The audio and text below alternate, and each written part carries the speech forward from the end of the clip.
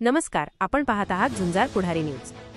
जालना येथील जिल्हाधिकारी कार्यालयासमोर आज मंगळवार दिनांक 20 जानेवारी 2026 पासून अखिल भारतीय मातंग महाशक्ती संघटनेच्या वतीने विविध प्रलंबित मागण्यांसाठी धरणे व आमरण उपोषण सुरू करण्यात आले आहे। उपोषणकर्ते शंकरराव शेषराव क्षीरसागर व इतर सहकाऱ्यांनी प्रशासकीय विभागातील गैरप्रकारांविरोधात हे आंदोलन पुकारले आहे।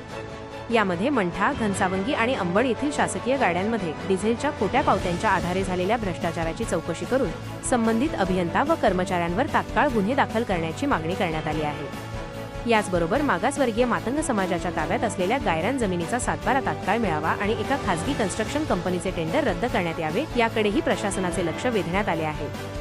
शिरसवाडी येथील गायरान जमिनीतून होणाऱ्या अवैध मुरुम उत्खननावर वारंवार तक्रारी करूनही कोणतीही कारवाई होत नसल्याने जोपर्यंत मागण्यांची दखल घेतली जात नाही तोपर्यंत उपोषण मागे न घेण्याचा निर्धार शंकरराव क्षीरसागर यांनी व्यक्त केला आहे।